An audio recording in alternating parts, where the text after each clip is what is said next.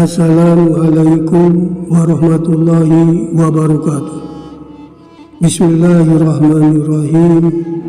Alhamdulillahirabbil alamin. Wa bihi nasta'in ala umuri dunya waddin. Wassalatu wassalamu ala sayyidina Muhammadin wa ala alihi wa sahbihi ajma'in. Amma ba'du. Sahabat-sahabat yang dirahmati Allah, pencinta channel Zikir Kunci Rezeki, ada sebuah hadis riwayat HR Al-Hakim bahwa Rasulullah Shallallahu Alaihi Wasallam bersabda, sesungguhnya Allah benar-benar akan menguji hambanya dengan penyakit sehingga dia menghapuskan setiap dosa darinya. Seringkali kita menyaksikan orang yang mengeluh ketika menderita sakit, baik itu ringan maupun berat. Rasa sakit terkadang membuat seseorang putus asa. Mereka mengeluh dan meminta pertolongan dengan orang lain, seakan penyakitnya yang dia rasakan paling berat. Meskipun sakit membuat kita lemah dan tak berdaya, kita harus senantiasa berprasangka baik kepada Allah Subhanahu wa Ta'ala. Sakit tidak selamanya berarti musibah.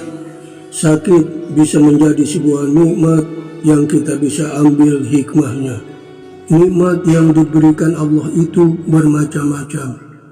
Nikmat tidak hanya berupa kesehatan, kelapangan hidup, iman dan Islam, serta kegembiraan dan kebahagiaan, tetapi juga berupa sakit, kesusahan, dan kesedihan.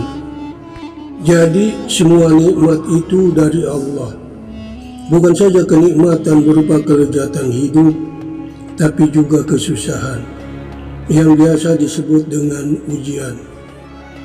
Sakit dan musibah juga diharapkan mampu menyadarkan seseorang yang semula lalai dalam mengingat Allah, entah karena kesibukan dunia dan tertipu oleh kesehatan badannya, untuk segera kembali mengingat Allah. Adapun keistimewaan saat diuji Allah sakit adalah: pertama, dapat menghapus dosa. Saat sakit adalah merupakan sarana pengampunan dosa atas kesalahan-kesalahan yang pernah dilakukan, apakah dengan lisan, pandangan, dan pendengaran, maupun seluruh anggota tubuh.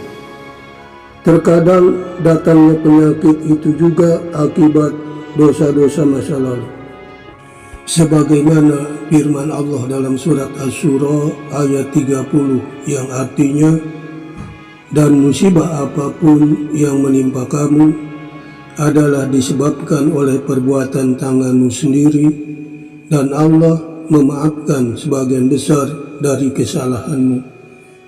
Sementara dalam sebuah hadis riwayat HR Muslim bahwa Rasulullah Shallallahu Alaihi Wasallam bersabda, tidaklah menimpa seorang mukmin rasa sakit yang terus-menerus, kepayahan, penyakit, dan juga kesedihan, bahkan sampai kesusahan yang menyusahkannya, melainkan akan dihapuskan dosa-dosanya. Kedua, sakit akan menjauhkan dari api neraka. Rasulullah Shallallahu Alaihi Wasallam bersabda dalam sebuah hadis yang artinya, janganlah kamu mencaci maki penyakit demam, karena sesungguhnya dengan penyakit itu Allah akan menghapus dosa-dosa anak Adam, sebagaimana tungku api menghilangkan kotoran-kotoran besi. Riwayat HR Muslim. Oleh karena itu, tidak boleh seorang mukmin mencaci maki penyakit yang sedang dialaminya sampai berkeluh kesah, apalagi sampai berburuk sangka kepada Allah Subhanahu wa Ta'ala. Sesungguhnya Rasulullah bersabda dalam sebuah hadis yang artinya sakit demam itu menjauhkan setiap orang mukmin dari api neraka. Riwayat HR Al-Bazari. Maka bergembiralah kamu. Ketiga, menjadi jalan kebaikan. Sakit bisa menjadi jalan kebaikan bagi seseorang. Hal tersebut sejalan dengan hadis di mana Rasulullah bersabda, sungguh semua urusannya merupakan kebaikan, dan hal ini tidak terjadi kecuali bagi seorang mukmin. Jika ia mendapatkan kegembiraan, maka dia bersyukur, dan itu merupakan kebaikan baginya. Dan jika mendapatkan kesusahan, maka dia bersabar, dan ini merupakan kebaikan baginya. Riwayat HR Muslim.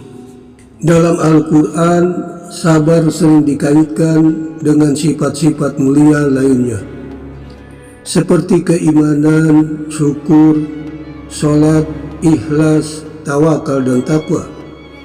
Ini menunjukkan betapa sabar dalam menghadapi kesusahan memiliki kedudukan yang sangat tinggi dalam Islam. Bagi orang-orang yang bersabar, memiliki kedudukan yang istimewa di mata Allah, di mana Allah berfirman dalam surat Hud ayat 11 yang artinya, kecuali orang-orang yang bersabar dan mengerjakan kebajikan, mereka akan memperoleh ampunan dan pahala yang besar. Keempat, kembali mengingat Allah. Sakit membuat kita banyak waktu mengingat Allah. Sebagaimana kita ketahui, kadang kita lupa dengan Allah ketika dalam kesenangan dan kegembiraan.